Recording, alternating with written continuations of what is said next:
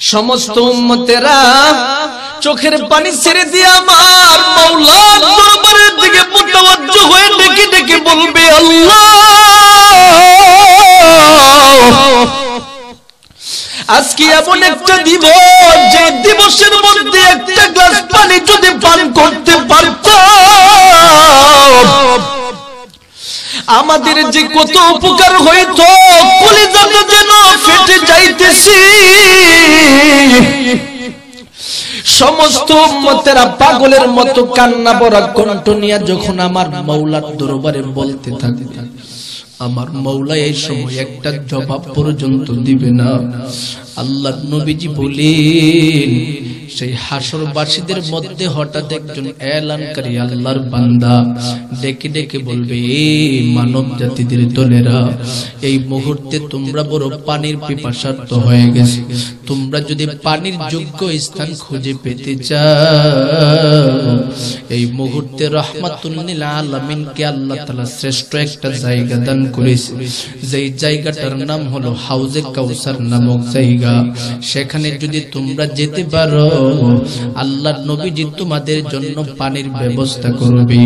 সমস্ত উম্মতেরা পাগলের মতো সেই নবীজির দরবারে চলে যাবে রে মুসলমান।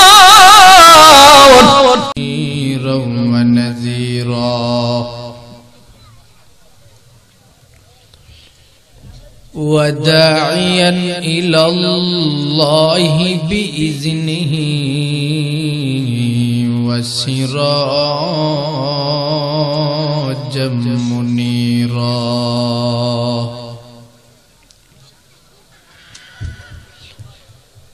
أما بعد فأعوذ بالله من الشيطان الرجيم بسم الله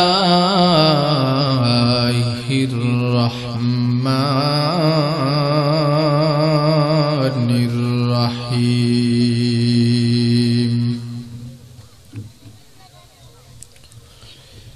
إنا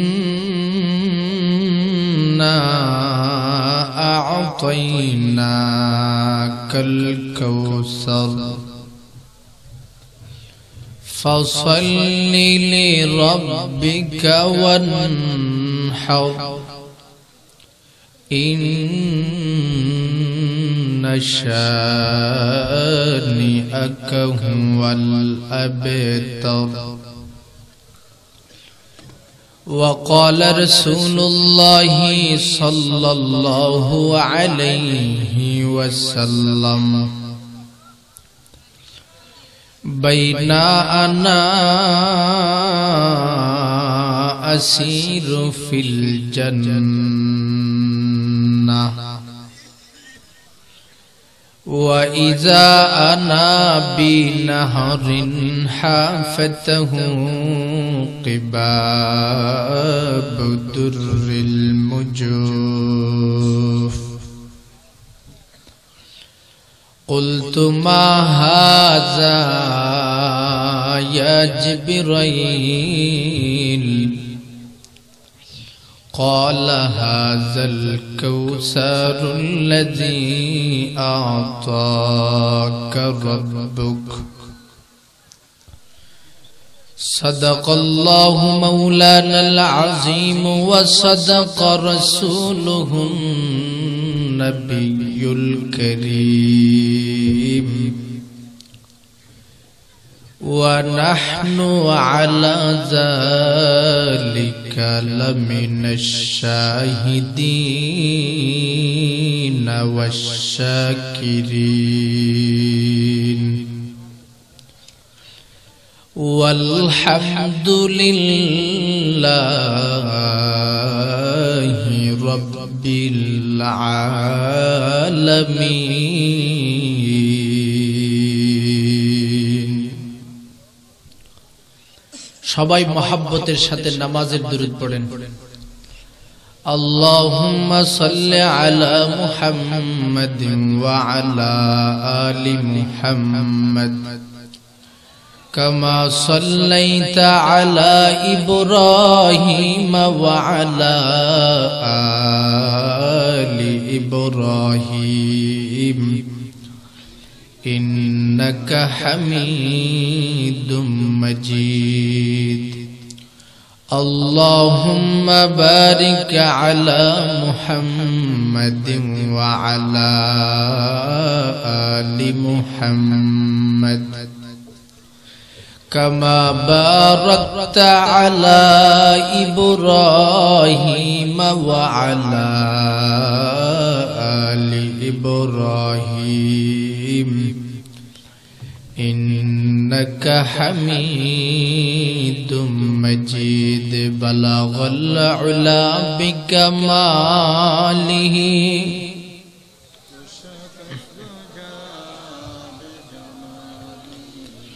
हसनत जमीअ खिसालिही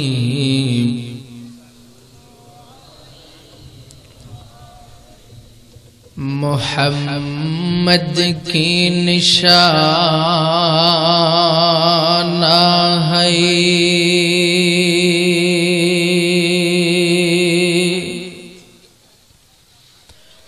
रखो दिल में हमेशा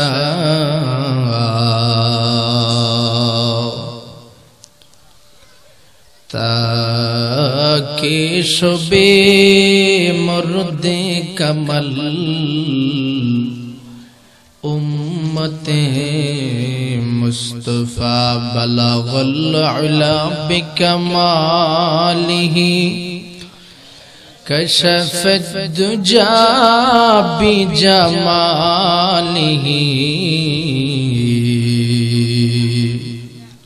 हसनत जमीअ खिसालिही सल्लु अलैहि व आलिही।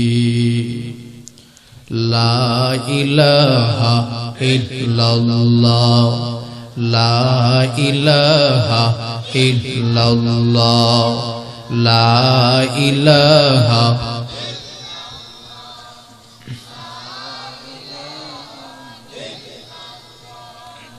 ला इलाहा इल्लल्लाह ला इलाहा इल्लल्लाह ला इलाहा इल्लल्लाह ला इलाहा इल्लल्लाह ला इलाहा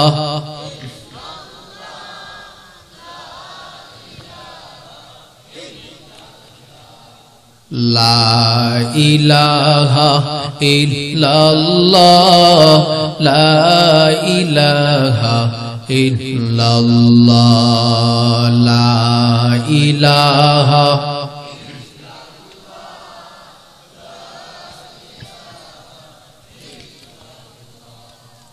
ला इलाहा इल्लल्लाह मुहम्मदुर रसूलुल्लाह सल्लल्लाहु अलैहि वसल्लम। सुब्हानक ला इल्म लना इल्ला मा अल्लमतना इन्नका अंतल अलीमुल हकीम। रब्बि इश्रह ली सदरी व यस्सिर ली अमरी वहलुल उक़दतम मिन लिसानी वहलुल उक़दतम मिन लिसानी यफ़क़हू क़ौली। रब्बी ज़िदनी इल्मा। ये जिक्र खुदा दिल में सदा रखने दिया कर, ये जिक्र खुदा दिल में सदा रखने दिया कर, वरन कुछ खुदा दिल में जुमा रखने दिया कर, वरन कुछ खुदा दिल में जुमा रखने दिया कर। क्या जाने हो किस लम्हे कोई फज़्ल इलाही, हर वक्त दुरे क़ल्ब खुला रखने दिया कर, हर वक्त दुरे क़ल्ब खुला रखने दिया कर। मुर्शिद की नज़रगाह से बसर से न होती है, क्या खुश नजरी खुश नजरी खुश नजरी है, क्या खुश नजरी खुश नजरी खुश नजरी है। अल्हम्दुलिल्लाह। रानीदिया नगरपाड़ा इस्लामी যুব সমাজের উদ্যোগে আয়োজিত 3 দিন ব্যাপী 16তম ইসলামী মহাসম্মেলনের আজ দ্বিতীয় দিনের সম্মানিত সভাপতি সাহেব, সহ সভাপতি, পাশাপাশি আমার পূর্বে বয়ান করেছেন আজকের এই দিবসের বাদ আল ইশা যিনি বয়ান করেছেন হযরত মাওলানা আজিজুল ইসলাম জালালী সাহেব, আমাদের সকলের জন্য বলো আমার হাবিব কেন কষ্ট নেই, সন্তান নাই কি হই, আমি আল্লাহ তো আমার হাবিবকে দুনিয়াতেও শ্রেষ্ঠত্ব দান করছি, আখিরাতেও কাউসার নামক নিয়ামত দিয়া সর্বোচ্চ মাওয়াকে দান করে দিছি। সুবহানাল্লাহ। আল্লামা কুরতুবী রাহমাতুল্লাহি আলাইহি বলেন, সূরাতুল কাউসার আমার নবীজির উপরে অবতরণ করার পিছনে প্রথম নাম্বার কারণ হলো সন্তান হারা দুঃখ বেদনাকে সন্তুষ্ট দেওয়ার জন্য।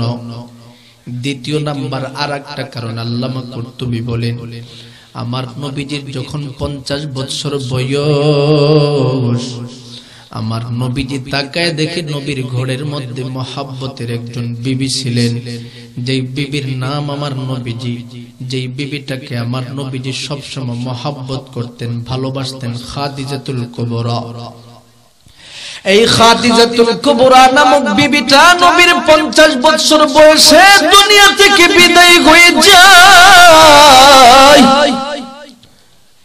ঠিক এই বছরই কিছুদিন পরে আমার নবীজি তাকায় দেখতেছে আম্মাজান খাদিজাতুল কুবরার পরে নবীজির মহব্বতের চাচা যার নাম ছিলেন আবু তালেব, সেই আবু তালেব নামক মহব্বতের চাচাটাও দুনিয়া থেকে বিদায় হয়ে যায়। আল্লাহর নবীজি ঠিক এই বছর দুজন মহব্বতের মানুষ বিদায় হওয়াটা নবীর দিলের উপরে এমন একটা কষ্ট অ্যাটাক প্রদান করেছে, যেই কষ্টটার তুলনার ব্যাপারে আল্লামা কুরতুবী বলেন, আমার নবীজির উপর যেন উহুদ পাহাড়টা পড়ে গেছে, এত বড় কষ্ট। আল্লাহর নবী চোখের পানি ছেড়ে দিয়ে আমার মাওলার দরবারে কান্না করতেছে, ডেকে ডেকে বলে, আল্লাহ, এই দুনিয়ার জমিনের মধ্যে আমার আপন বলতে কেউ নাই, আপন বলতে কেউ নাই। এই জমিনের মধ্যে যাদেরকে আমি আপন ভাবতাম, আমার মহব্বতের চাচা আবু তালেব, তিনিও আমাকে ছেড়ে চিরতরে দুনিয়ার জমিন থেকে বিদায় হয়ে গেল রে মওলা। যাকে আমি বড় আপন ভাবতাম, আমার মহব্বতের বিবি, তিনিও আমাকে ছেড়ে দুনিয়া থেকে বিদায় হয়ে গেছে। এখন সেই মক্কা নগরীর মধ্যে আপন বলতে কেউ নাই। এ মওলা, এখন মক্কা নগরীর শত্রুরা যদি আমার উপরে আঘাত করে, কে আমার পাশে এসে দাঁড়ায় যাবে? যখন মক্কা নগরী থেকে আমার কোন শত্রু আমার উপরে আঘাত করার জন্য আগমন করত, আমি তাকায় তাকায় দেখতাম আমার মহব্বতের চাচা আবু তালেব আমার পাশে এসে দাঁড়ায় যাইত আর ডেকে ডেকে বলতো, মক্কা নগরীর মানুষ, তোমরা মনে করেছো আমার ভাতিজার কেউ নাই? না না, আমার ভাতিজার পাশে আমার রক্ত বিন্দু যতদিন পর্যন্ত থাকবে ততদিন আমি আছি। মুহূর্তের জন্য আমার ভাতিজার উপরে আঘাত হওয়ার জন্য আমি দিব না। সেই মহব্বতের চাচাটা আমার নবীজিকে ছেড়ে বিদায় হয়ে গেছে। আল্লাহর নবীজি সেজদায় পড়ে মাওলার দরবারে কান্না করে ডেকে ডেকে বলেন, আল্লাহ, এই দুনিয়াতে আমার কেউ নাই, যাকে আমি বাবা বলবো সেই বাবা পর্যন্ত খুঁজে পাই নাই। জন্মের 6 মাস পূর্বে আমার বাবাও আমাকে ছেড়ে দুনিয়া থেকে বিদায়। জন্মের 6 বছর পরে আমার মহব্বতের আম্মুজান আমাকে ছেড়ে দুনিয়া থেকে বিদায়। জন্মের 8 বছর পর মা আমেনাকে দাফন কমপ্লিট করে আমার নবীজি যখন মক্কা নগরীতে আগমন করলেন, দাদা আব্দুল মুত্তালিব আমার নবীজির চেহারার দিকে তাকায় তাকায় ডেকে ডেকে বলেন, মুহাম্মদ, চোখের চতুর্দিকে শুধুমাত্র পানি আর পানি আসতেছে, ব্যাপারটা কি? এত কান্না করতেছো কেন? আমার নবীজির দাদার দিকে তাকাইয়া ডেকে ডেকে বলেন, দাদা, এই দুনিয়ার জমিনের মধ্যে আমার বাবাও নাই, এই দুনিয়ার জমিনের মধ্যে আমার মাও নাই। এই জমিনের মধ্যে বাবা কেমন ছিল সেই বাবাকে পর্যন্ত দেখতে পারি না।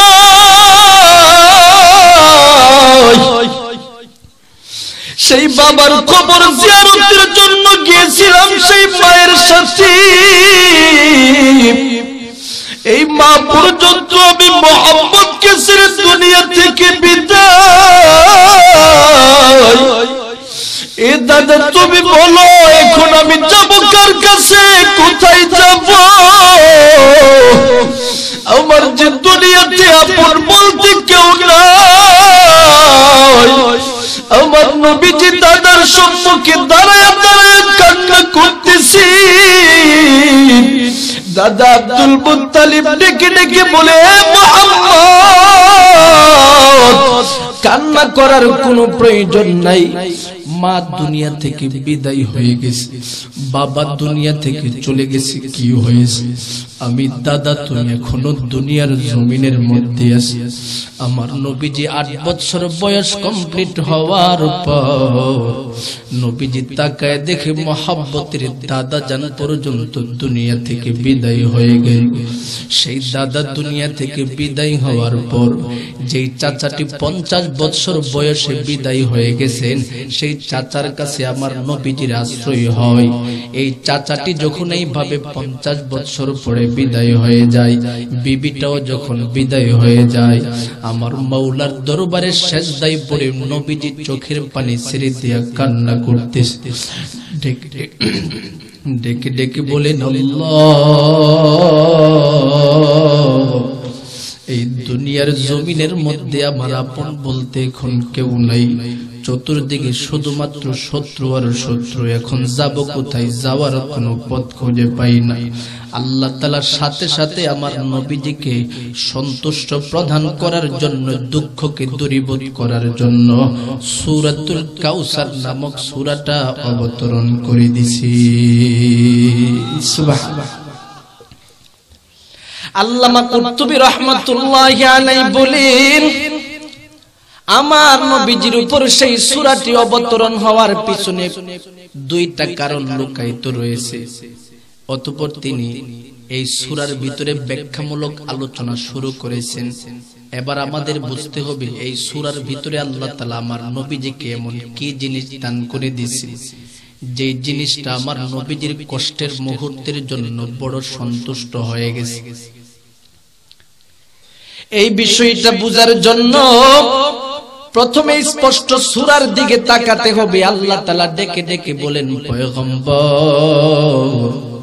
আমি আল্লাহ আপনাকে কাউসার নামক নিয়ামত দান করেছি। ইন্না আ'তাইনাকাল কাউসার, আপনাকে আমি কাউসার দান করেছি। এই কাউসারের ব্যাখ্যা এই মুহূর্তে বুঝতে হবে।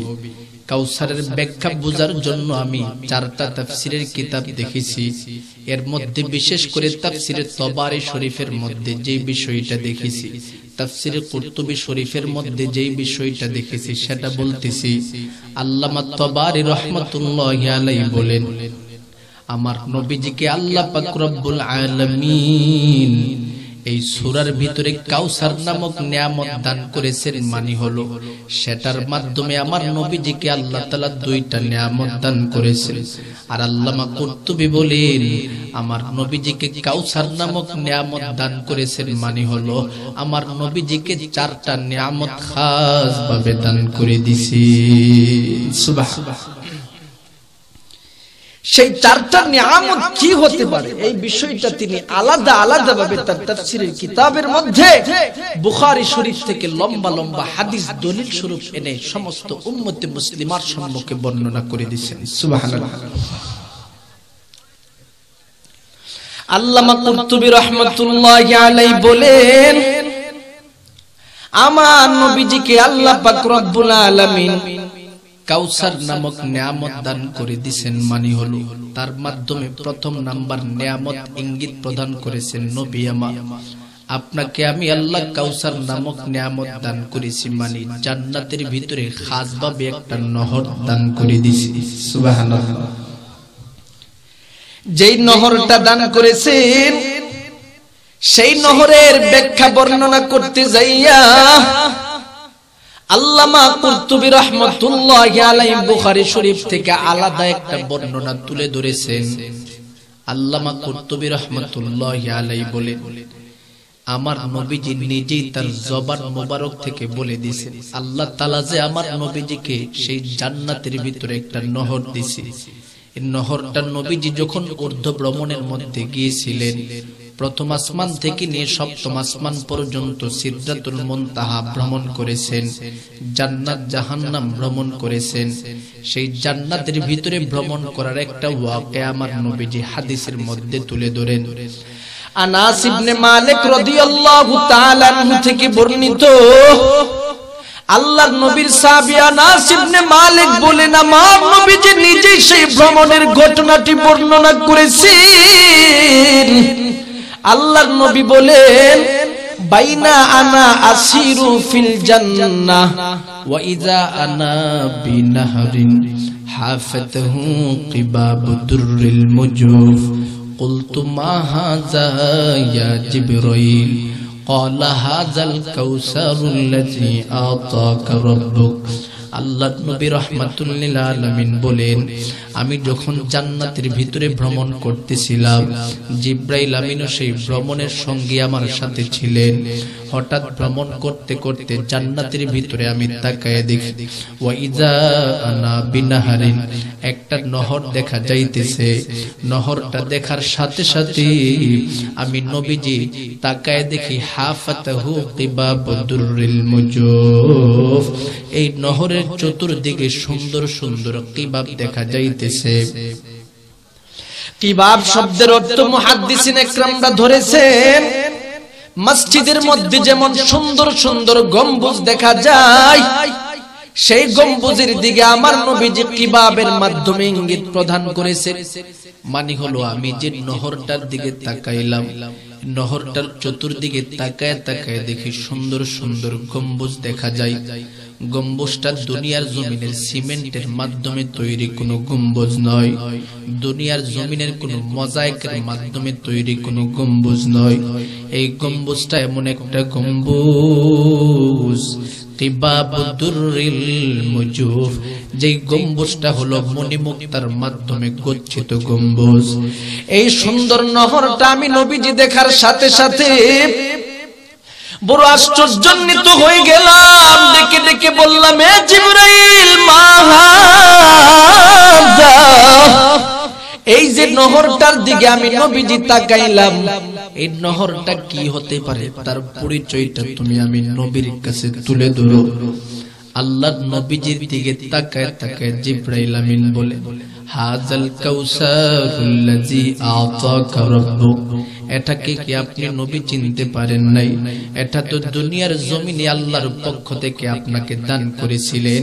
সেই কাউসার নামক নিয়ামত যে দুনিয়াতে আল্লাহ আপনাকে দান করেছিলেন, সেই কাউসার নামক নিয়ামত এই মুহূর্তে জান্নাতের ভিতরে আপনি নহর হিসাবে দেখতেছেন। সুবহানাল্লাহ। আল্লাহর নবীজি বলেন, আমি যখন বুঝতে পারলাম এই নহরটা খাস ভাবে আল্লাহ পাক রব্বুল আলামিন আমি নবীজিকে দান করে দিছেন, সাথে সাথে এই নহরটা দেখার জন্য আমার বড় আগ্রহ জাগছে। যার কারণে এক কদম দুই কদম করে নহরের সামনে উপস্থিত হইলাম। তাকায় দেখি নহরের তলদেশে মাটি দেখা যাইতেছে। হাদিস বর্ণনা করার সময় সাহাবায়ে কেরামরা আমার নবীজিকে প্রশ্ন করতেছেন, পয়গম্বর, জান্নাতের নহরের ভিতরে আবার মাটি আছে নাকি? আল্লাহর নবী ডেকে ডেকে বলেন, জান্নাতের নহরের ভিতরে যেই মাটি আছে এটা দুনিয়ার সাধারণ কোনো মাটি নয়, মক্কা নগরীর মাটি নয়। এটা এমন একটা মাটি যেই মাটিটা হলো তিনহু মিসকুন আজফার, যেই মাটিটা মেশকে আম্বরের মতো ঘ্রাণযুক্ত মাটি। সাহাবায়ে কেরামরা ডেকে ডেকে বলেন, ইয়া রাসূলুল্লাহ, সেই সুন্দর নহর আপনি নবীজি একা একা উপভোগ করবেন, আপনার সাথে অন্য কোন উম্মতেরা উপভোগ করবেন? আল্লাহর নবীজির সাথে সাথে বলেন, আমি নবীর পাশাপাশি আমার ওই সমস্ত উম্মতেরা উপভোগ করবে। ক্বালা রাসূলুল্লাহ সাল্লাল্লাহু আলাইহি ওয়াসাল্লাম, মান আহাব্বা সুন্নতি ফাকাদ আহাব্বানি ওয়া মান আহাব্বানি কানা মাই ফিল জান্নাহ। আমার ওই সমস্ত উম্মতেরা উপভোগ করবে যারা আমি নবীর সুন্নতকে ভালোবাসলো, সেই ব্যক্তি আমি নবীজিকে ভালোবাসলো। ওয়া মান আহাব্বানি, যেই ব্যক্তি আমি নবীজিকে ভালোবাসলো, কানা মাই ফিল জান্নাহ, ওই ব্যক্তিটা আমি নবীর সাথে জান্নাতের ভিতরে থাকবে। আর যেই ব্যক্তিটা আমি নবীর সাথে জান্নাতের ভিতরে থাকবে, ওই ব্যক্তিটাই আমার সেই কাউসার নামক নহরটা আমি নবীর সাথে উপভোগ করবে। সুবহানাল্লাহ। এ মুসলমান, এবার নিজেদের দিকে তাকায় দেখি আমার নবীর সেই সুন্নতকে কতটুকু ভালোবাসতে পারলাম। আমার ব্যক্তিগত জীবনের দিকে আমি তাকায় দেখি আমার নবীর সুন্নত কতটুকু আমার ব্যক্তিগত জীবনের মধ্যে প্রতিষ্ঠা হয়েছে। আমার ফ্যামিলিগত জীবনের দিকে আমি তাকায় দেখি আমার ফ্যামিলির মধ্যে নবীর কতটুকু সুন্নত প্রতিষ্ঠা করলাম। আমার সামাজিক জীবনের দিকে আমি তাকায় দেখি নবীর কতটুকু সুন্নত আমি সেই সামাজিক জীবনে প্রতিষ্ঠা করলাম। আমি আমার রাষ্ট্রীয় জীবনের দিকে তাকায় দেখি নবীর কতটুকু সুন্নত আমি আমার রাষ্ট্রীয় জীবনের মধ্যে প্রতিষ্ঠা করলাম। এ মুসলমান, অথচ আজকে তো বর্তমান সমাজে নবীর আদর্শের উম্মত দাবি করনেওয়ালার অভাব নাই। আজকে তো এই সমাজের মধ্যে নবীর সুন্নাত দাবি করনেওয়ালার অভাব নাই, কিন্তু আমার ব্যক্তিগত জীবনের দিকে তাকালে নবীর সুন্নাত পাওয়া যায় না। আমার ফ্যামিলিগত জীবনের দিকে তাকালে নবীর সুন্নাত পাওয়া যায় না। আমার সামাজিক জীবনের দিকে তাকালে নবীর সুন্নাত পাওয়া যায় না। এ মুসলমান, নিজেদেরকে তো বড় আশিক রাসূল দাবি করতেছি, আমি আমার ফ্যামিলির দিকে তাকায় দেখি আমার বিবিটাকে কতটুকু পর্যন্ত নবীর সুন্নাত মোতাবেক চালাইলাম, কতটুকু নবীর আদর্শ মোতাবেক আমার বিবির সাথে মুআমালা করলাম। অথচ বর্তমান সমাজে অধিকাংশ যুবক ভাই রয়েছে, অধিকাংশ মুরব্বী বাবা পর্যন্ত রয়েছে, যাদের কাছ থেকে সেই ফ্যামিলির যে বিবিটা আছে সেই বিবিটা পর্যন্ত কামেল তরিকায় নিরাপদ নয়। কথা কোন ঠিক কিনা? অধিকাংশ ফ্যামিলি আছে যে সমস্ত ফ্যামিলিতে লোকটা বিবাহ করেছে, বিবাহ করার পর বিবিটাকে ঘরের ভিতরে আনছে, আনার পরে দেখা যায় কিছুদিন পর থেকে মহব্বত ভালোবাসা ধীরে ধীরে কমতে থাকে, কমতে থাকতে থাকতে থাকতে থাকতে লাস্ট পর্যন্ত বিবির অল্প একটু ধুস পাইলেই বিবির উপরে আঘাত করা শুরু করে দেয়। কথা কোন ঠিক কিনা? খাবারে একটু লবণ বেশি হলেই বিবির উপরে শুরু করে দেয়, খাবারে একটু লবণ কম হলেও বিবির উপরে শুরু করে দেয়। আসেনি এমন কিছু দাজ্জাল মার্কা লোক? আপনাদের এলাকায় মনে হয় নাই। খাবার রান্না হতে একটু দেরি হইল, সারাদিন কাজ করে আসছে বিবির কাছে, আয়েশা জিজ্ঞাসা করে, এই দুপুরের খাবার কি রান্না হয় নাই? বিবি বলতেছে, স্বামী আমি কিন্তু ঠিক টাইমে রান্না শুরু করেছি, কিন্তু বাচ্চার কান্নাকাটির কারণে লাস্ট পর্যন্ত তরকারিটা রান্না করতে একটু দেরি হয়ে গেছে, কিছু সময়ের ভিতরে হয়ে যাবে। এমন কিছু জালেম স্বামী রয়েছে যারা এই বিবির ওজরটা পর্যন্ত সে মানতে রাজি নয়। কথা কোন ঠিক কিনা? তুমি আমার নবীর আদর্শের আশিক রাসূল হতে পারো না, আদর্শের উম্মত হতে পারো না, তুমি পৃথিবীর সর্বশ্রেষ্ঠ জালেম। কথা কোন ঠিক কিনা? এই সমস্ত জুলুম থেকে নিজেকে বাঁচাতে হবে। আমার নবীর আদর্শ কেমন ছিলেন ভালো করে তাকান। আম্মা জান আয়েশা সিদ্দিকা রাদিয়াল্লাহু তাআলা আনহা থেকে riwayat পাওয়া যায়, আল্লাহর নবী রাহমাতুল লিল আলামিন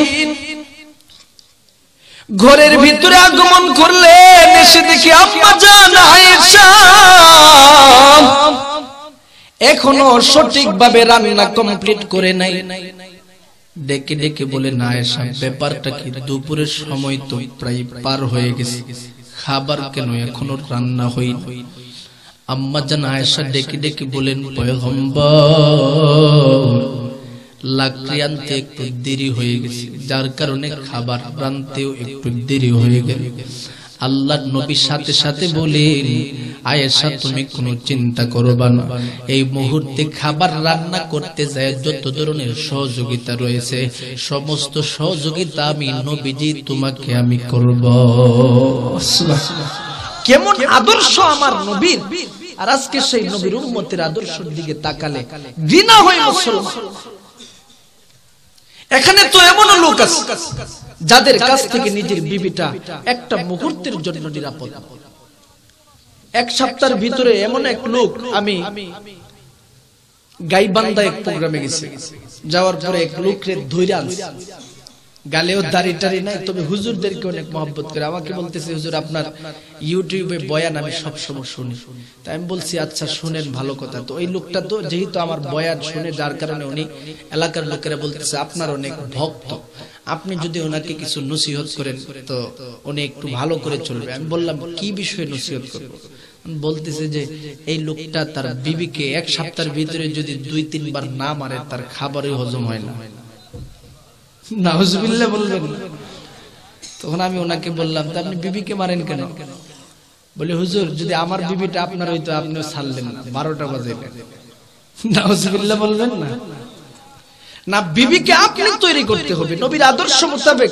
আপনার জীবনটাকে বিবির সাথে এইভাবে কাটাবেন যাতে করে আপনার বিবি এমনিতে আস্তে আস্তে যদিও খারাপ হয়, ধীরে ধীরে আপনার আচরণের মাধ্যমে বিবিটা ভালো হয়ে যাবে। কথা কোন ঠিক কি?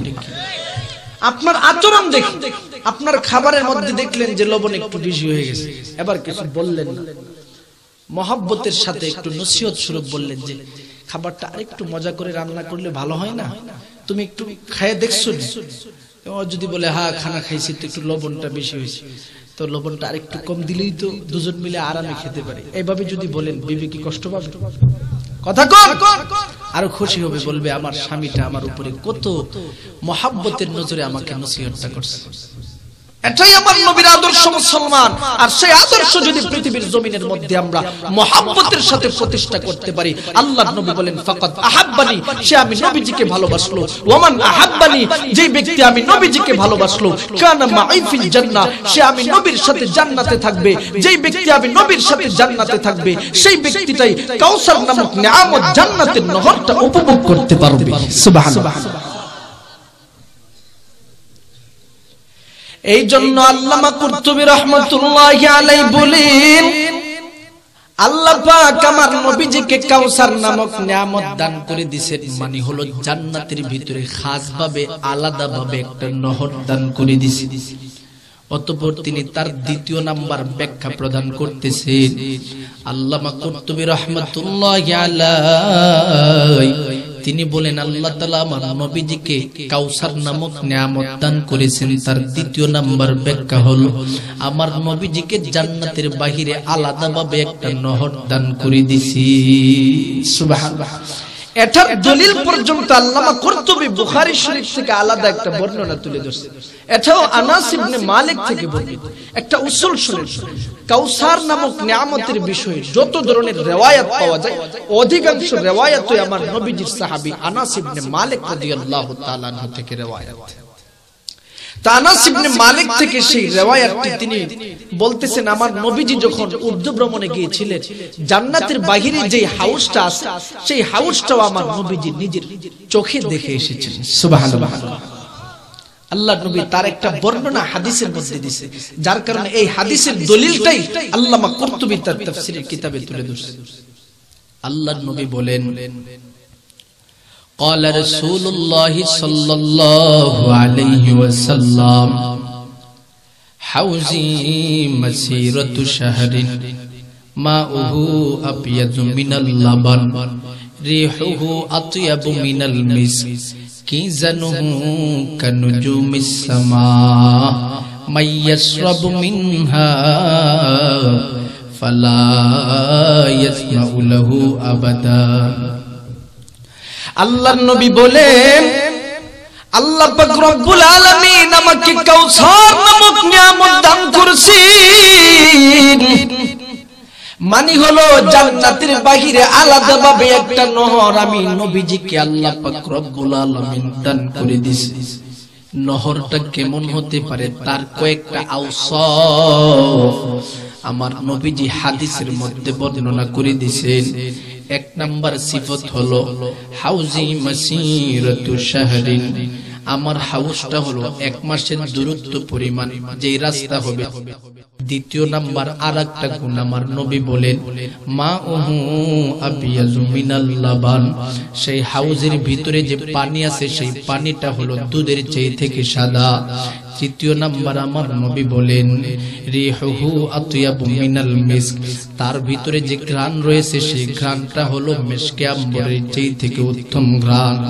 চতুর্থ নম্বরে আমার নবী বলেন, কি জানুহু কানুজুমিস সামা, তার ভিতরে যে পানি পান করার জন্য পাত্রসমূহ রয়েছে সেই পাত্রসমূহ আকাশের তারকাসমূহ যেমন গণনা করে শেষ করা যায় না, এই পানি পান করার পাত্রসমূহকেও গণনা করে শেষ করা যাবে না।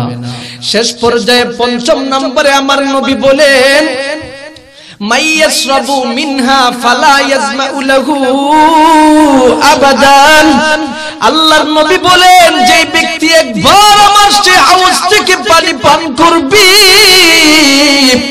ওই ব্যক্তিটার ব্যাপারে সুসংবাদ হলো ওই ব্যক্তির মুহূর্তের জন্য আর কখনো পানির পিপাসা আগমন করবে না।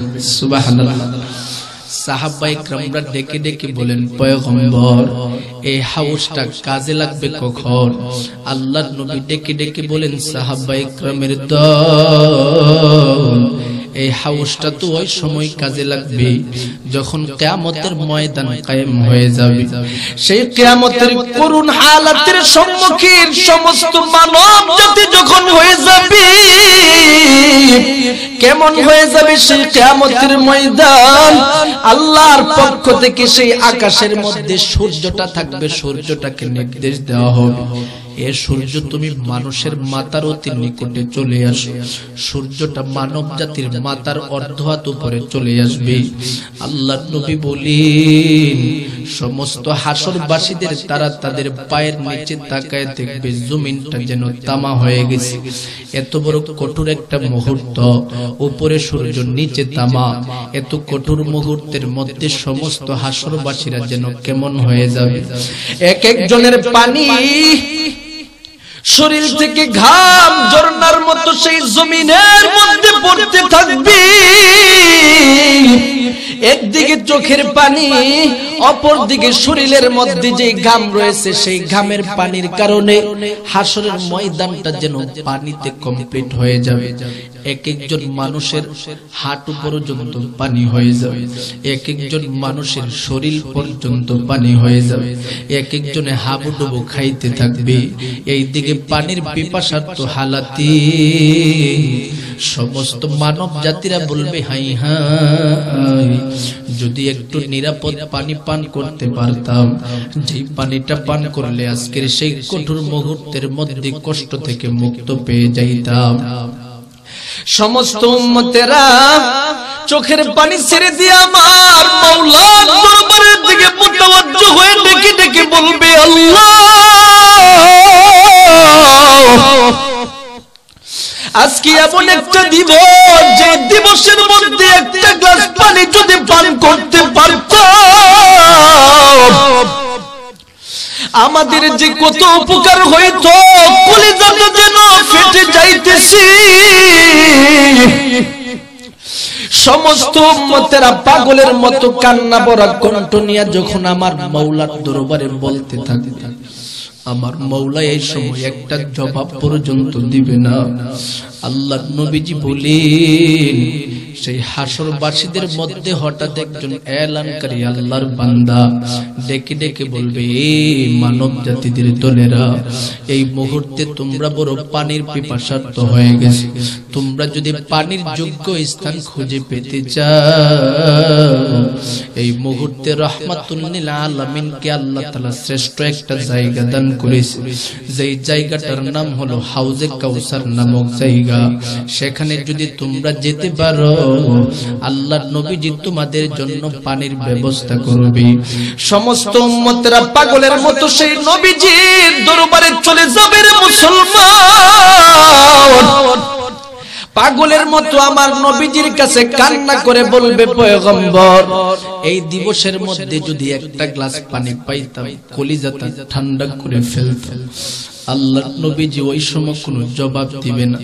সাহাবায়ে কেরামরা জিজ্ঞাসা করেন, পয়গম্বর, সেই ময়দানের মধ্যে তো কোটি কোটি মানব জাতি থাকবে, তাদের কাছ থেকে আপনি কিভাবে তাদেরকে মৌলিক উম্মত নির্বাচিত করবেন? আল্লাহর নবী ডেকে ডেকে বলেন, যারা মৌলিকভাবে আমি নবীর আদর্শকে জিন্দা করার জন্য সর্বহালাতে মুজাহাদা করেছে, আমি নবীর উপরে আল্লাহর কালাম অবতরণ হয়েছে, সেই কালামকে হেফাজতের জন্য যেই মুজাহাদা করেছে, যেই উৎসর্গ করেছে, এই সমস্ত বান্দাদের চেহারার দিকে তাকালে আমি নবীজি দেখতে পারবো, তাদের চেহারার মধ্যে নূরের আলো জলমল জলমল করতে থাকবে। সুবহানাল্লাহ।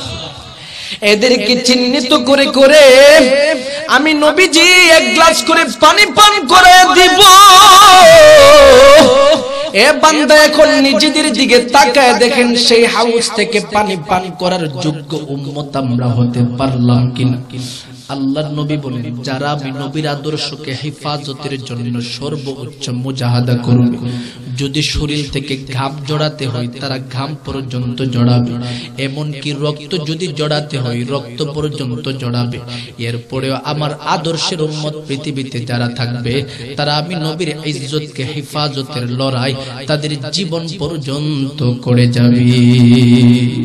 অথচ আজকে আমরা নিজেদের দিকে তাকায় দেখি, সেই নবীর আদর্শকে হেফাজত করার, সেই নবীর ইজ্জতকে হেফাজত করার কতটুকু পর্যন্ত দায়িত্ব নিলাম, কতটুকু পর্যন্ত মুজাহাদা করলাম। অথচ আমার নবীর ইজ্জতের মধ্যে সর্বশ্রেষ্ঠ ইজ্জত খতমে নবুয়ত নামক ইজ্জত নিয়ে যাচ্ছে কাদিয়ানীরা। আমার নবীজির ইজ্জতের মধ্যে শ্রেষ্ঠ ইজ্জত, আমার নবীজি সবচেয়ে শ্রেষ্ঠ আখলাক ওয়ালা ছিলেন, খুলুকে আজিম ছিলেন। আজকে সেই খুলুকে আজিমের উপরে গোটি বাংলার জমিনের কয়েকটা নাস্তিক মুরতাদ কুলাঙ্গারেরা কথা বলে আমার নবীর চরিত্রের উপরে আঘাত করতে চাই। এরপরেও আদর্শের উম্মত হওয়ার পরেও নিজের জবান থেকে একটা প্রতিবাদ পর্যন্ত করতে পারি না। কথা কোন ঠিক কিনা? কিসের আদর্শের উম্মত হলাম? নিজেদেরকে কিসের আশিক রাসূল দাবি করি? আশিক রাসূল তো তারাই হতে পারে। আল্লাহর নবী বলেন, লা ইউমিনু আহাদুকুম হাত্তা আকুনা আহাব্বা ইলাইহি মিন ওয়ালিদিহি ওয়া ওয়ালাদিহি ওয়ান নাসি আজমাইন। আল্লাহর নবী বলেন, যে ব্যক্তি, ওই ব্যক্তিটা তো পরিপূর্ণ মুমিন হতে পারবে না অতক্ষণ পর্যন্ত যতক্ষণ পর্যন্ত তার মিন ওয়ালিদিহি ওয়া ওয়ালাদিহি, মা বাবা সন্তান সন্ততি আজমাইন, যত আত্মীয় স্বজন পৃথিবীর সমস্ত মানব জাতির চাই থেকে ভালোবাসা তার দিলের ভিতরে যতক্ষণ পর্যন্ত না আসবে ততক্ষণ পর্যন্ত সে পরিপূর্ণ মুমিন হতে পারবে না। শুধুমাত্র ভালোবাসাটা আমি নবীর জন্য হতে হবে। সুতরাং সেই নবীর জন্য কতটুকু ভালোবাসা নিজের ভিতরে লালন পালন করলাম। আমার নবীর খতমে নবুয়ত নামক ইজ্জত সেই কাদিয়ানীরা নিয়ে যাচ্ছে, এই দিকে প্রতিবাদ মিছিল ডাকতে উলামায়ে কেরামরা আমি কিসের আশিক রাসূল হলাম সেই মিছিলের মধ্যে পর্যন্ত যেতে পারি না। কথা কোন ঠিক কিনা? সুতরাং মুসলমান, এদেশের যত উলামায়ে কেরামরা রয়েছেন সকলের পক্ষ থেকে স্পষ্ট ঘোষণা, যারা যেখানে কথা বলার সুযোগ পাচ্ছে প্রত্যেকজন উলামায়ে কেরাম তাদের জবান থেকে মানুষের কাছে মেসেজ প্রদান করতেছে। সেটা হলো, বিশেষ করে আপনাদের কাছে নতুন একটা মেসেজ আমি দিয়ে যাচ্ছি। সেটা হলো, গতকালকে গোটা সোশ্যাল মিডিয়ার মধ্যে একটা বিষয় ভাইরাল হয়েছে।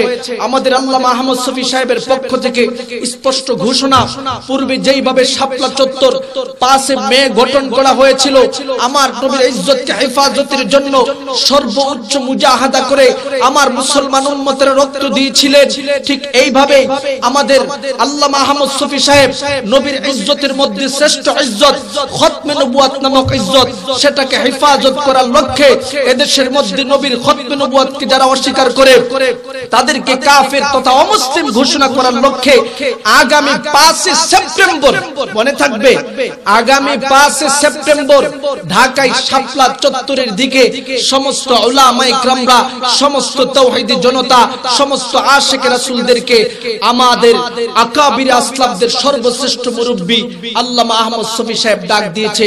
এখন থেকে জনমত তৈরি করে তারপর সেই 5 সেপ্টেম্বরের জন্য আমরা সকলেই প্রস্তুত হতে হবে। কথা কোন ঠিক কিনা? সেই 5 সেপ্টেম্বরে আমরা প্রস্তুত কিসের জন্য হব? আমাদের শুধুমাত্র একটাই দাবি থাকবে, সেই দাবিটা হলো এদেশের মধ্যে আমার নবীর খতমে নবুয়ত নামক ইজ্জতের উপর যারা আঘাত করছে, আমার নবীর খতমে নবুয়তের উপর আঘাত করে ইসলামের ব্যানারে তারা তাদের ধর্ম প্রচার করছে, এই সমস্ত কাদিয়ানীদেরকে কাফের ঘোষণা করতে হবে। যদি কাদিয়ানীদেরকে কাফের ঘোষণা করে না হয় তাহলে এদেশের মধ্যে পূর্বে যেমন 5 মে শাপলা চত্বর গঠন করা হয়েছিল রক্তের সেই শাপলা চত্বর, সামনে 5 সেপ্টেম্বর রক্তের শাপলা চত্বর ঘটবে। শুধুমাত্র একটাই দাবি, আমার নবীর খতমে নবুয়তকে যারা অস্বীকার করবে তাদেরকে কাফের ঘোষণা করতে হবে, রক্ত দিয়ে দিব। মুহাম্মদের জন্য সেই ময়দান থেকে আমরা পিছপা হব না। কথা কোন ঠিক কিনা?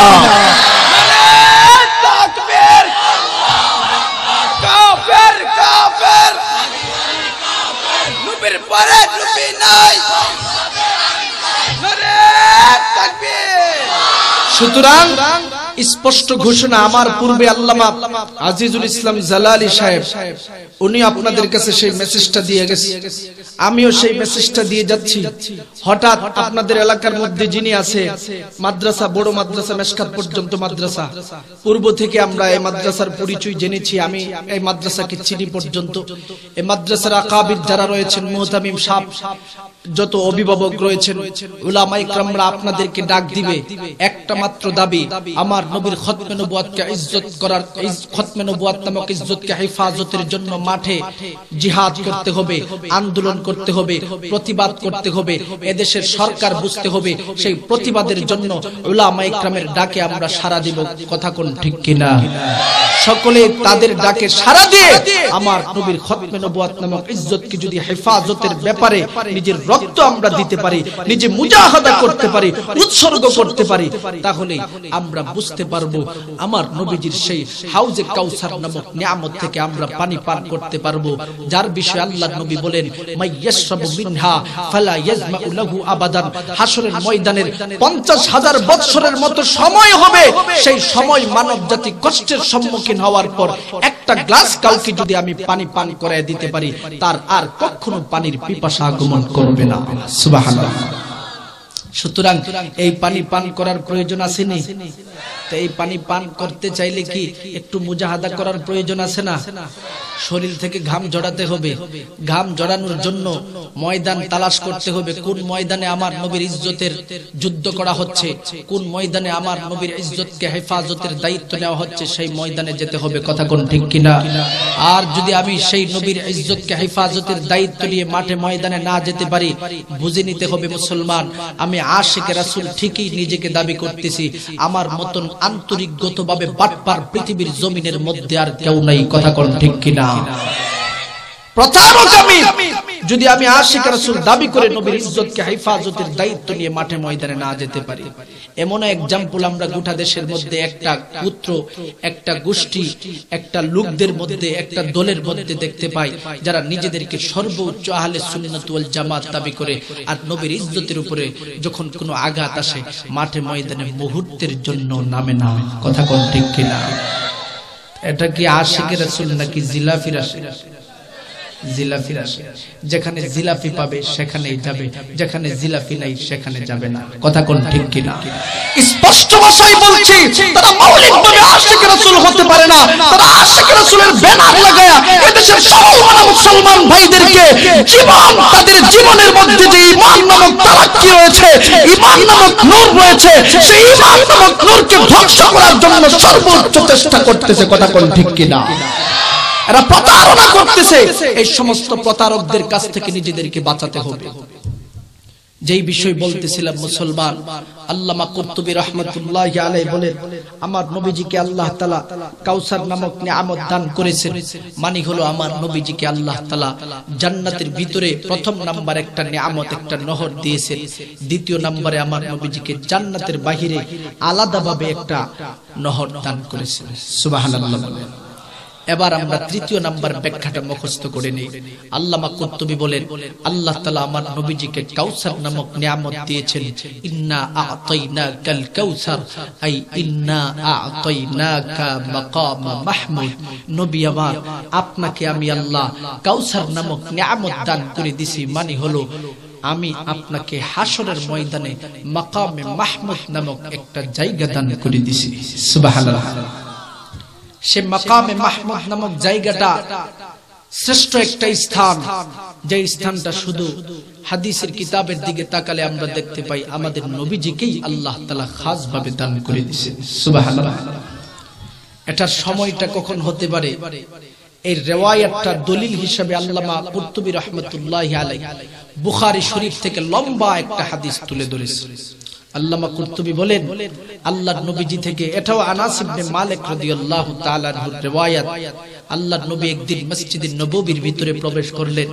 সাহাবায়ে কেরামদের দিকে আল্লাহর নবীজি প্রশ্ন ছুড়ে মারলেন, ডেকে ডেকে বললেন, সাহাবায়ে কেরাম তোমরা জবাব দাও, আমাকে যে আল্লাহ তাআলা মাকামে মাহমুদ নামক নিয়ামত দান করেছে তার তারিফ কি হতে পারে, তার পরিচয় কি হতে পারে, সেটা আমি নবীর কাছে তোমরা বলো।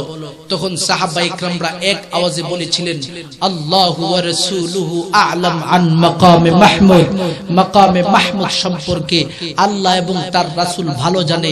এই কথাটি বলার পর আল্লাহর নবীজি তার জবান মোবারক থেকে লম্বা একটা হাদিস বর্ণনা করে দিয়েছেন। সুবহানাল্লাহ। আল্লাহর নবী রাহমাতুল লিল আলামিন বলেন, সেই মাকামে মাহমুদের সময়টা কখন তোমাদের সম্মুখে আগমন করবে ভালো করে শুনে নাও। হাসরের ময়দানের মধ্যে এমন একটা মুহূর্ত সমস্ত মানব জাতির সম্মুখে চলে আসবে। সমস্ত মানব জাতিরা তাকায় তাকায় দেখবে হাসরের ময়দানে আমার মাওলা কঠোর ভাবে সমস্ত মানুষের কাছে হুঙ্কার ছুড়ে মারবে। সেই হুঙ্কারটার ব্যাপারে আল্লাহ তাআলা নিজেই তার কালামের মধ্যে বর্ণনা করে দিয়েছেন। আল্লাহর নবী বলেন, সমস্ত হাসরবাসীদেরকে আমার মাওলা ডেকে ডেকে বলবে, হাসরবাসীদের দল, এই মুহূর্তে তোমরা আমি মাওলার কাছে জবাব দাও, এই দিবসের মালিকানাটা কার কাছে হতে পারে? লিমানিল মুলকুল ইয়াউম লিল্লাহিল ওয়াহিদিল কাহ্হার। আল্লাহ পাক রব্বুল আলামিন বলবেন, এ সমস্ত হাসরবাসীদের দলেরা, এই মুহূর্তে তোমরা আমি মাওলার কাছে জবাব দাও, আজকে এই রাজত্বের মালিকানা কার কাছে, আজকে এই রাজত্বের রাজা কে হতে পারে, সেই জবাবটা আমি মাওলার কাছে দাও। আল্লাহর নবী বলেন, সেই মজলিসের মধ্যে সমস্ত জালিমিনরা থাকবে, নেককাররা থাকবে, বদকাররা থাকবে, এমনকি নবীগণরা পর্যন্ত থাকবে। একজনের জবান থেকে পর্যন্ত কোনো কথা আগমন করবে না। তখন আল্লাহ পাক রব্বুল আলামিন নিজের প্রশ্নের জবাব নিজের কুদরতি জবান থেকে বলবেন, সেটাও বড় অহংকারের সাথে আমার মাওলা বলবেন, লিল্লাহিল ওয়াহিদিল কাহ্হার। এই সমস্ত হাসরবাসীদের দল আজকে এই রাজত্বের মালিকানা এমন একজন প্রভুর কাছে, তোমরা কি জানো? সেই প্রভু তো লিল্লাহিল ওয়াহিদিল কাহ্হার। এই প্রভু তো শুধু কাহ্হারিয়তের গুণে গুণান্বিত প্রভু। এই প্রভু তো বড় কঠোর প্রভু। এই প্রভুর কাছে আজকে কোনো ছাড় নাই। সমস্ত মানব জাতির সম্মুখে আমার মাওলা যখন এইভাবে হুঙ্কার ছুড়ে মারবে, আল্লাহর নবী ডেকে ডেকে বলেন, সমস্ত মানব জাতিরা বড় কম্পিত হয়ে যাবে। সবাই যার যার বিষয় নিয়ে চিন্তা করবে। বাবা সন্তানকে চিনবে না, সন্তান বাবাকে পর্যন্ত চিনবে না। বাবা সন্তানকে দেখে ভাগতে থাকবে, সন্তান বাবাকে দেখে ভাগতে থাকবে। মহব্বতের বিবি তার স্বামীকে দেখে ভাগতে থাকবে, স্বামী তার বিবিকে দেখে ভাগতে থাকবে। এইভাবে যত আত্মীয় স্বজন রয়েছে, আল্লাহ তাআলা নিজে বলেন, ইয়াউমা ইয়াফিরুল মারউ মিন আখিহি ওয়া উম্মিহি ওয়া আবিহি ওয়া সাহিবাতিহি। আল্লাহ পাক রব্বুল আলামিন বলেন, এমন একটা দিবস তোমাদের সম্মুখে আগমন করবে, যে দিবসে আমি মাওলার হুঙ্কারের কারণে একটা মানুষ বাবাকে পর্যন্ত দেখে ভাগতে থাকবে। ইয়াফিরুল মারউ মিন আখিহি, আপন ভাই ভাইকে দেখে ভাগতে থাকবে। ওয়া উম্মিহি, মা সন্তানকে দেখে ভাগতে থাকবে, সন্তান মাকে দেখে ভাগতে থাকবে। ওয়া আবিহি, বাবা সন্তানকে দেখে ভাগতে থাকবে, সন্তান ও বাবাকে দেখে ভাগতে থাকবে। ওয়া সাহিবাতিহি, বিবি সন্তানকে দেখে ভাগতে থাকবে, সন্তান বিবিকে দেখে ভাগতে থাকবে। যেই বিষয়টার এক্সাম্পল আল্লামা তাবারি রাহমাতুল্লাহি আলাইহি তুলে ধরেছেন, যথা হাসরের ময়দানের মধ্যে এমন কিছু সন্তান থাকবে, যেই সন্তানটা তার মায়ের দরবারে উপস্থিত হয়ে যাবে, ডেকে ডেকে বলবে, আম্মু, দুনিয়ার জমিনের মধ্যে তুমি আমার জন্য কত কিছু করছো রে মা। আজকে তুমি তাকায় দেখো, তোমার এই সন্তানটা আজকে একটা নেকের কারণে জাহান্নামের আগুনের মধ্যে জ্বলতে হচ্ছে। এ মা, দুনিয়ার জমিনের মধ্যে তোমার সন্তানকে ফুলের টুকা লাগতে তুমি দাও না। যখন আমি স্কুলের দিকে রওনা হইতাম, রাস্তা দিয়া রাস্তা পার করাইয়া দিতা, যাতে করে আমি সন্তানের কোনো ক্ষতি না হয়। সারাটা দিন 12টা পর্যন্ত আমার স্কুল টাইম ছিল, সেখানে তুমি বসে বসে অপেক্ষা করতে আমার সন্তানটা কখন স্কুল কমপ্লিট করে স্কুল থেকে বের হবে, সন্তানকে নিয়ে বাড়িতে যাব। আজকে মা তুমি তাকায় দেখো, এই দিবসের মধ্যে একটা নেকের কারণে আমি জাহান্নামের সর্বনিম্ন চওড়ার মধ্যে চলে যাইতেছি। তুমি যদি আমাকে একটা নেক দিয়ে সহযোগিতা করো, তাহলে আমার জন্য জাহান্নাম থেকে মুক্তি হওয়ার একটা পথ রয়েছে। এইভাবে মায়ের কাছে সন্তান চোখের পানি ছেড়ে দিয়া যখন কান্না করবে, মা সন্তানকে মুহূর্তের জন্য চিনতে পারবে না। আল্লামা তাবারি বলেন, সেই মাটা সন্তানকে দেখে ভাগতে থাকবে, দৌড়তে থাকবে, সন্তান পিছনে পিছনে দৌড়বে আর বলবে, একটা যদি নেক দিতা আমি সন্তানের জন্য বড় উপকার হইত।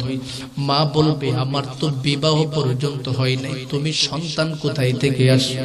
এইভাবে সন্তানকে দূরে সরায় দিবে।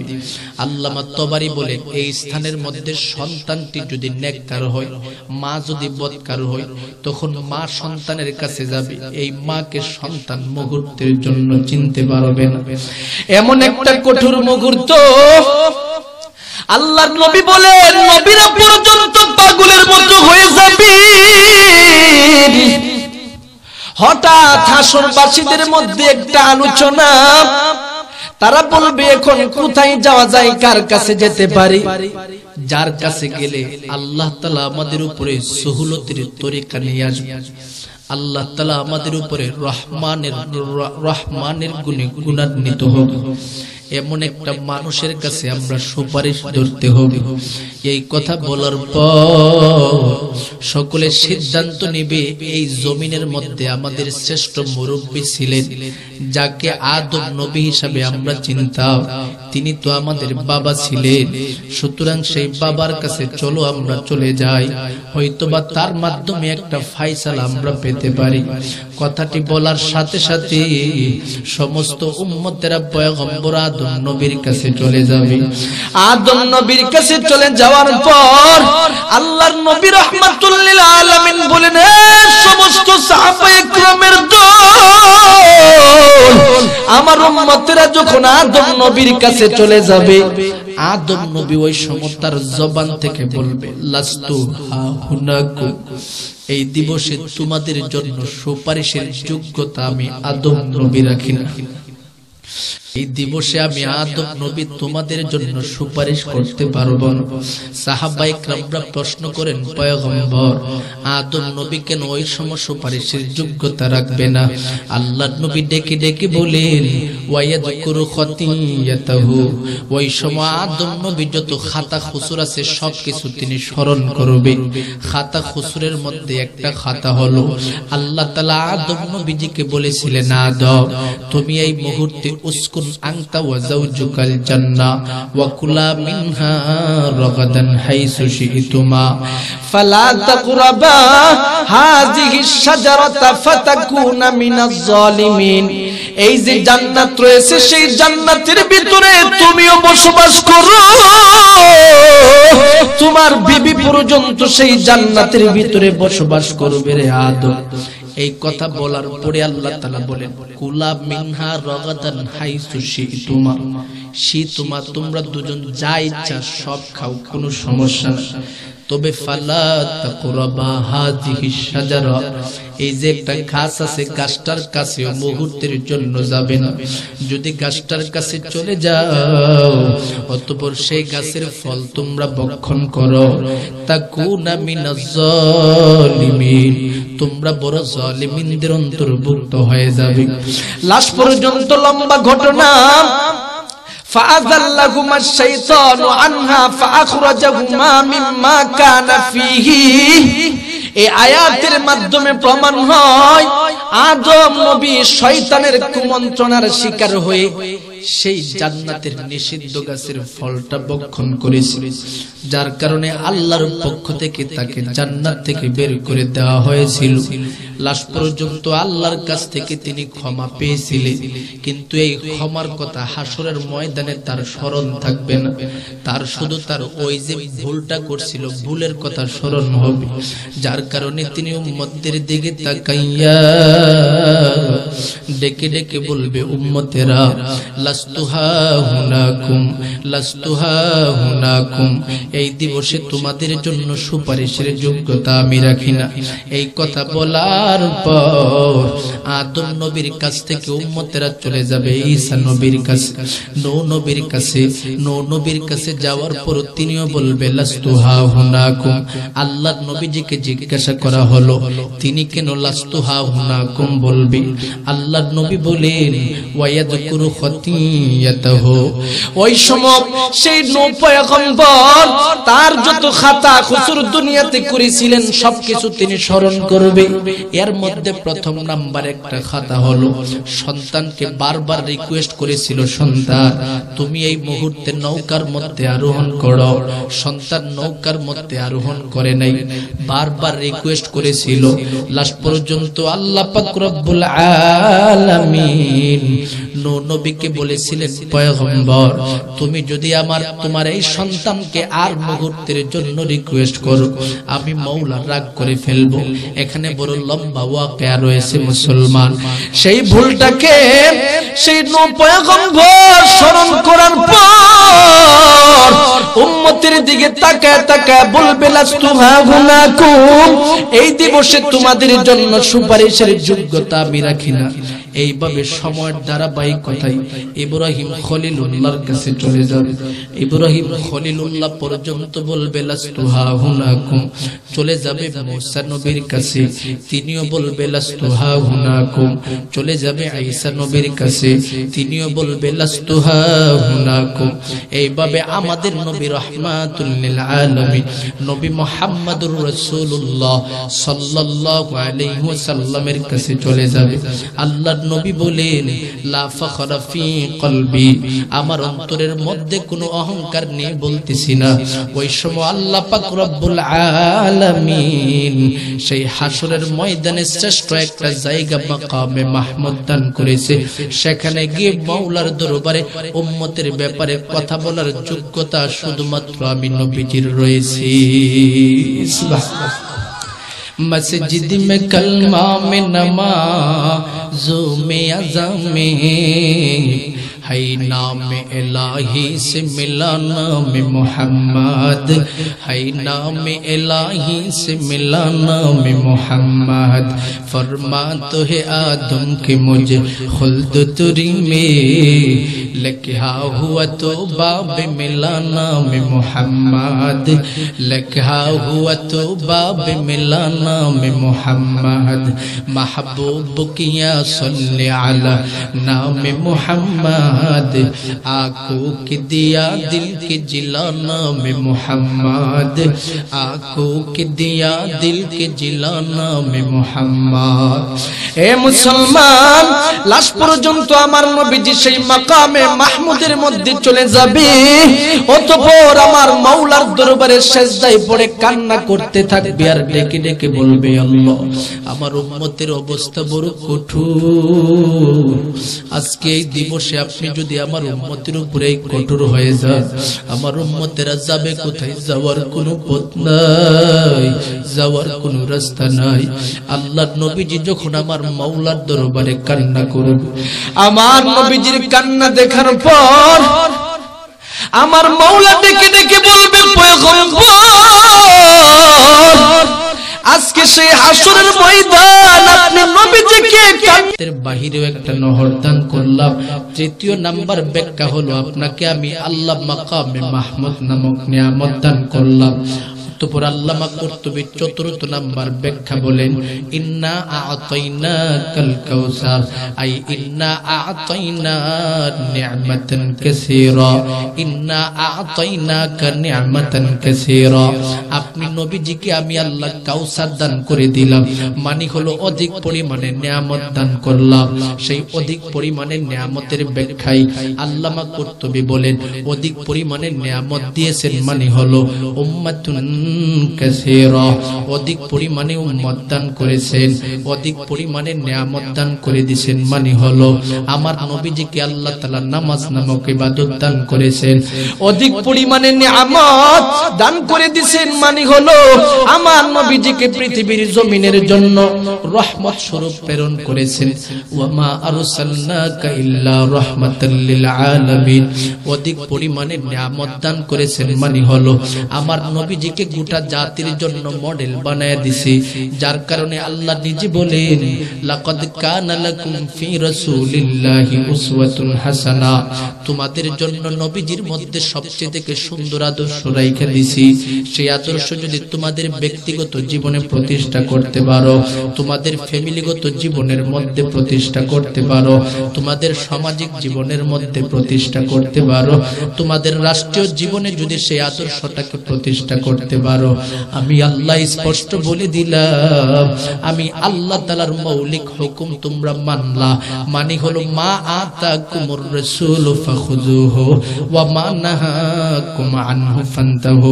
আমি যে নির্দেশ দিয়েছি সেই নির্দেশটা তোমরা মানলা, তার বিনিময়ে আমি আল্লাহ নবীর শাফাতের মাধ্যমে তোমাদেরকে জান্নাত নামক নিয়ামত দান করে দিব। সুবহানাল্লাহ। এই জন্য আলোচনা লম্বা করব না। আগামীকালকে আপনাদের কাছে অনেক সময় আছে, আগামীকালকে আপনারা আসতে হবে, রাত অধিকও হতে পারে, যার কারণে আমি বেশি সময় আপনাদের সম্মুখে ব্যয় করব না। সূরাতুল কাউসারের উপরে যে আলোচনা করতেছি, আলোচনাটা অতি নিকটে আমি শেষ করে আপনাদের কাছ থেকে মুনাজাত দিয়ে বিদায় নিব। অতঃপর আমরা সেই বিষয়টা থেকে একটু ভালো করে বুঝে নেই। আল্লামা কুরতুবী বলেন, আমার নবীজিকে আল্লাহ তাআলা কাউসার নামক নিয়ামত দান করেছেন। তার প্রথম নাম্বার ব্যাখ্যা আমরা মুখস্থ করে যাব। এক নাম্বার জান্নাতের ভিতরে নহর, দ্বিতীয় নাম্বার কাউসার নামক নিয়ামত দান করেছেন মানে জান্নাতের বাহিরে একটা নিয়ামত যেটার নাম হলো হাউজে কাউসার। তৃতীয় নাম্বার আমার নবীজিকে কাউসার দান করেছেন মানে হলো মাকামে মাহমুদ নামক নিয়ামত। চতুর্থ নাম্বার আমার নবীজিকে আল্লাহ তাআলা কাউসার নামক নিয়ামত দান করেছেন মানে হলো নিয়ামাতুন কাসীরা। আল্লামা কুরতুবী বলেন, সেই নিয়ামাতুন কাসীরার ভিতরে আল্লাহ তাআলা আরো অধিক পরিমাণের নিয়ামত ঢুকায় দিয়েছে। এর মধ্যে থেকে 12টা নিয়ামত আল্লামা কুরতুবী তার তাফসীরের মধ্যে পর্যন্ত তুলে ধরেছেন। সুবহানাল্লাহ। এক্সাম্পল স্বরূপ তিনি রোজার কথাও বলছেন, এটাও আমার নবীজিকে দান করেছেন কাউসার হিসেবে। এমন লম্বা আলোচনা তিনি করেছেন। অতঃপর সেই কাউসার নামক নিয়ামত দেওয়ার পর এই সূরার ভিতরে আল্লাহ তাআলা আমার নবীজিকে কয়েকটা নির্দেশ প্রদান করতেছেন। পয়গম্বর, আপনি এত বড় নিয়ামত আমি মাওলার কাছ থেকে পাইছেন, এখন নিয়ামতের শুকরিয়া আদায় করবেন না, তরিকাটা কি? আল্লাহ বলেন, ফাসাল্লি লিরাব্বিকা ওয়ানহার, আপনি আপনার প্রভুর জন্য নামাজ পড়েন, আপনি আপনার প্রভুর জন্য ওয়ানহার কুরবানি করেন। সেই সাল্লির ব্যাখ্যা বড় লম্বা, সংক্ষিপ্ত ভাষায় শুধু 3টা বলে দিচ্ছি। এক নাম্বার, নবী আমার আপনি নামাজ পড়েন মানে হলো তাহাজ্জুদের নামাজ পড়েন। দ্বিতীয় নাম্বার, আপনি নামাজ পড়েন মানে ইন্নাল্লাহা ফারাযা আলা কুল্লি মুসলিমি ওয়া মুসলিমা ফি কুল্লি ইয়াউমিন ওয়া লাইলাতিন 5 সালাত, সমস্ত মুসলিম উম্মার উপরে যে 5 ওয়াক্তের নামাজ আমি আল্লাহ ফরজ করেছি সেটা আপনি কামেল তরিকায় পড়েন, সেই নামাজ পড়েন। তৃতীয় নাম্বার ব্যাখ্যায় আল্লামা কুরতুবী বলতেছেন, ঈদুল আজহায়ের যে নামাজ আছে সেটা পড়েন। 3টা ব্যাখ্যা করে আল্লামা কুরতুবী বলে দিয়েছেন, আমার নবীজিকে যেইভাবে নামাজের নির্দেশ দিয়েছে সেইভাবে সেই নামাজের নির্দেশটা উম্মতের জন্য দিয়েছে, যারা নবীর তরিকা মোতাবেক সেই নামাজটা কামেল তরিকায় করতে পারবে। নবীজিকে যে হাউজে কাউসার, নবীজিকে যে জান্নাতের ভিতরে কাউসার, নবীজিকে যে মাকামে মাহমুদ যত নিয়ামত দিয়েছে সবকিছু থেকে সেই নামাজি বান্দাটি প্রত্যেকটা থেকে উপভোগ আমার নবীর পক্ষ থেকে সে করতে পারবে। সুবহানাল্লাহ। অতঃপর শেষ নাম্বার নির্দেশ বলেন, ওয়ানহার, নবী আমার আপনি কুরবানি করেন।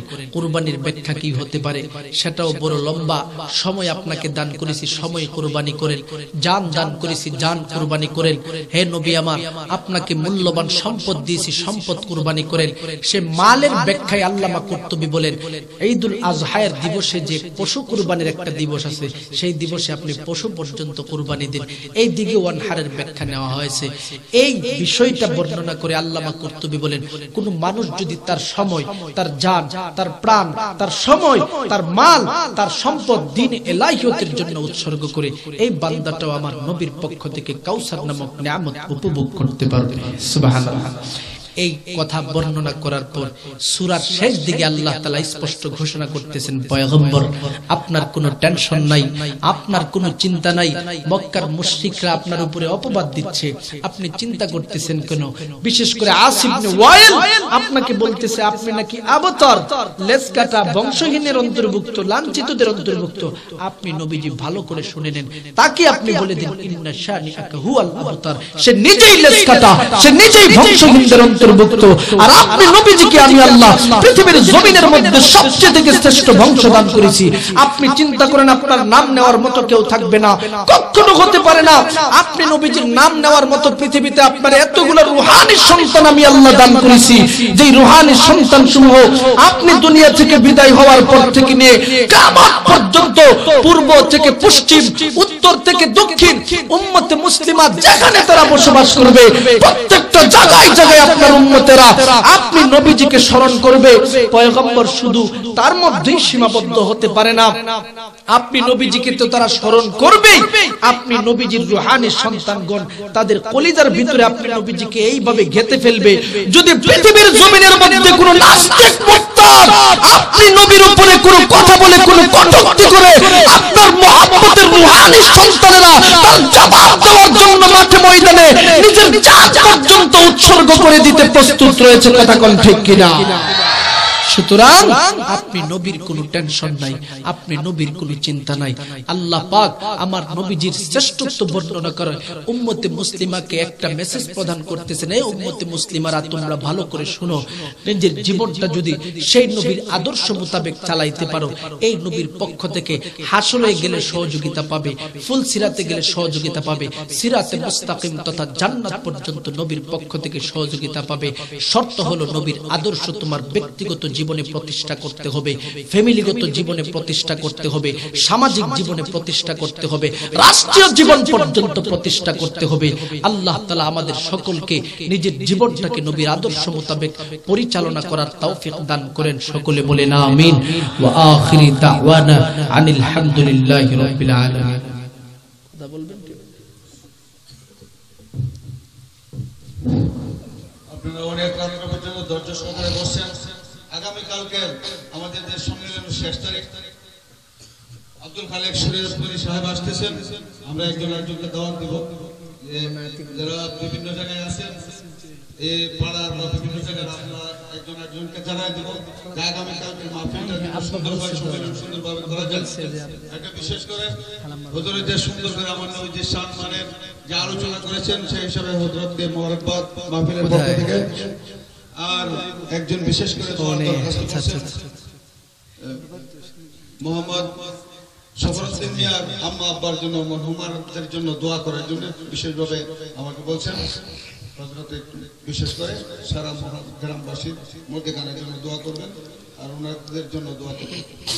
সকলে ইস্তিগফার করুন। আস্তাগফিরুল্লাহাল্লাযী লা ইলাহা ইল্লা হুয়াল হাইয়ুল কাইয়্যুম ওয়া আতুবু ইলাইহি। لا حول ولا قوة إلا بالله العلي العظيم.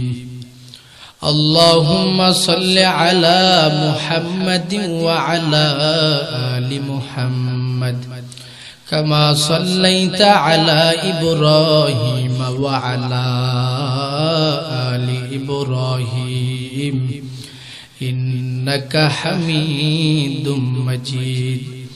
اللهم بارك على محمد وعلى آل محمد كما باركت على إبراهيم وعلى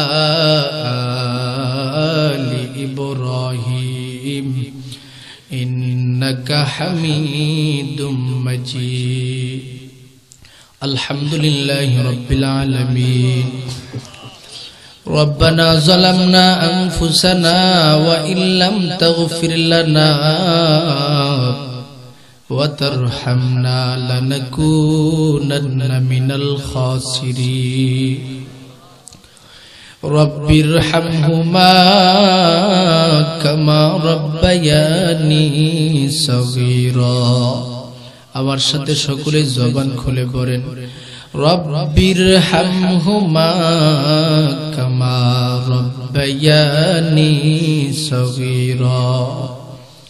बता हमको तेरी राह की ज़रूरत पाई, तेरी राह पर चला हमको खुदाया। या अरहमर राहिमीन, या अरहमर राहिमीन, या अरहमर राहिमीन। आय अल्लाह আপনার কুদরতি নজর দিয়া তাকাছেন আল্লাহ। আপনার কিছু বান্দাদেরকে নিয়ে নিশিরজনের মধ্যে আমি হাত উঠাইলাম আল্লাহ। আয় আল্লাহ, আমার মতো গুনাহগার এই দুনিয়ার জমিনের মধ্যে আর কেউ নাই। ও আল্লাহ, এরপরে আমি সবাইকে নিয়ে হাত উঠাইছি রে আল্লাহ। ও আল্লাহ, আপনার মতো ক্ষমাশীল তো এই দুনিয়াতে আর কেউ নাই। আই আল্লাহ, আপনি আমাদের জীবনের সমস্ত গুনাহ খাতা ক্ষমা করে দেন আল্লাহ। গুনাহমুক্ত জীবন বানায় কবরে যাওয়ার তৌফিক দান করে দেন আল্লাহ। আই আল্লাহ, আমরা এখানে যারা হাত উঠাইলাম আল্লাহ জানি না কার মা না কার বাবা না, এ সন্তানের দলেরা নিজের মা বাবার জন্য একটু দিল খুলে কান্না করে দোয়া করো।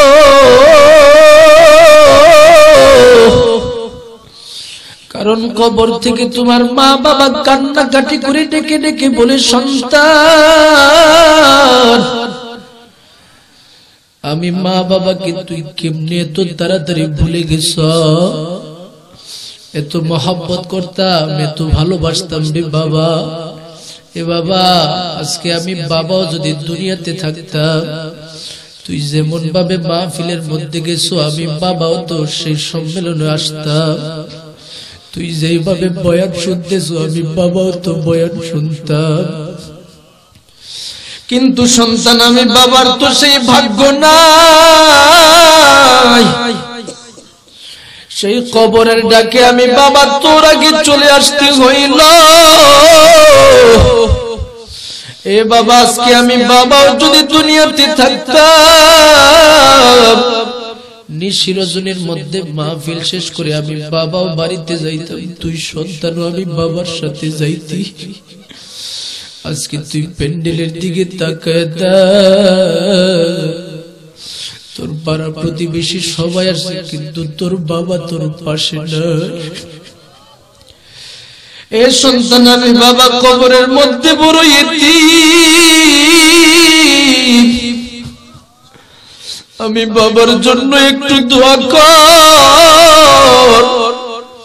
আই আল্লাহ, এমন মহব্বতের বাবা যাদের দুনিয়া থেকে বিদায় হয়ে গেল, আই আল্লাহ সকলের কবরকে আপনি জান্নাতের বাগান বানায় দেন আল্লাহ। এই সন্তানেরা মা বাবাকে কেমনে ভুলে গেছ? মা বাবা মা কবর থেকে ডেকে ডেকে বলে, সন্তান আজকে আমি মাও যদি দুনিয়াতে বেঁচে থাকতাম, তুই তো অন্যান্য বৎসর মাহফিল শেষ করে বাড়িতে গেছো, দরওয়াজার সম্মুখে দাঁড়াইছ। সেই নিশিরজনীতে ঠান্ডার মধ্যে তোর সন্তানেরা, তোর বিবি বাচ্চা সবাই ঘুমের ঘরে চলে গেছে, তোর ভাইও ঘুমের ঘরে চলে গেছে, কিন্তু আমি মা দুঃখিনী, ঘুমের ঘরে যাই নাই, পিঠটা বিছানার মধ্যে লাগাই নাই। আরে সন্তান, কারণ হলো আমি মা জানি তুই আমি মায়েকে ডাক দিবে, দরওয়াজার সম্মুখে দাঁড়াইবি, আমি মাকে তুই আব্বু আব্বু বলে ডাক মারবি। আমি মা যদি ওই সমস্যাটা না দিতে পারি, তাহলে তুই ঠান্ডায় বাহিরে দাঁড়ায় থাকতে হবে রে সন্তান। সন্তান, আজকে তুই মাহফিল শেষ করে বাড়িতে যায় দেখবি, দরওয়াজার সম্মুখে দাঁড়ায় আমি মাকে তুই দয়ার নজরে আব্বু বলে ডাক দিতে পারবি না। এই সন্তান, আজকে কবরের মধ্যে আমি মা বড় ইতিম, আজকে কবরের মধ্যে আমি মায়ের নেকের কোনো দরওয়াজা নাই। আই আল্লাহ, এমন মা বাবা যাদের দুনিয়া থেকে বিদায় হয়ে গেল, সকলের কবরকে আপনি জান্নাতের বাগান বানায় দেন। আই আল্লাহ, আমরা এখানে যারা হাত উঠাইলাম, আল্লাহ ও আল্লাহ প্রত্যেকের মনের নেক মাকাসাদ পূরণ করে দেন আল্লাহ। বিশেষ করে আপনি মাহফিলকে কবুল করে নেন আল্লাহ। মাহফিলকে ওসিলা করে এলাকার মধ্যে রহমত নাজিল করে দেন আল্লাহ। ও আল্লাহ, মাহফিলকে ওসিলা করে এলাকার যত মুর্দেগানরা অন্ধকার কবরে চলে গেছে, তাদের কবরকে জান্নাতের বাগান বানায় দেন আল্লাহ। অনেক ছেলেরা রয়েছে, অনেক দিন পর্যন্ত একটা মাহফিল রাখা উপলক্ষে ছেলেটা অনেক দিন পর্যন্ত আমার সাথে যোগাযোগ করতেছে আল্লাহ। ওই ছেলেটার বাবাও নাকি গত কয়েকদিন পূর্বে দুনিয়া থেকে বিদায় হয়ে গেল। আরো অনেকে দোয়া চাইছে আল্লাহ। সকলের বাবার কবরকে আপনি জান্নাতের বাগান বানায় দেন আল্লাহ। আল্লাহ, আগামীকালকে মাহফিলের সময় আছে, সমস্ত উলামা ইকরামদেরকে ঠিকভাবে এসে পৌঁছার তৌফিক দান করেন আল্লাহ। সমস্ত মানুষকে সুন্দরভাবে মিলেমিশে বসে আলোচনা শোনার তৌফিক দান করেন আল্লাহ। আই আল্লাহ, আমরা এখানে যারা ব্যবসা করে ব্যবসার মধ্যে বরকত দান করেন আল্লাহ, যারা চাকরি করে চাকরিতে বরকত দান করেন আল্লাহ। এলাকার অধিকাংশ মানুষ নৌকা নিয়ে ব্যবসা করে আল্লাহ, প্রত্যেকের সেই ব্যবসার মধ্যে বরকত দান করে, সমস্ত বিপদ আপদ থেকে হেফাজত করে। আয় আল্লাহ, মাহফিলকে ওসিলা করে সমস্ত মানুষকে হেদায়েতের জরিয়া বানায় দেন আল্লাহ। আয় আল্লাহ, নবীর ভালোবাসা দিলের ভিতরে রেখে নবীর আদর্শ মোতাবেক চলার তৌফিক দান করেন আল্লাহ। আয় আল্লাহ, এলাকার মহিলাদেরকে আপনি কবুল করে নেন আল্লাহ, মা বোনদের গুনাহ ক্ষমা করে দেন আল্লাহ। যেই মা বোনদের মধ্যে অনেকের আছে সন্তান নাই, সন্তান দান করে দেন। যাদের মেয়ে নাই মেয়ে দান করেন, যাদের ছেলে নাই ছেলে দান করেন। মা বোনদেরকে জালেম স্বামী থেকে হেফাজত করেন।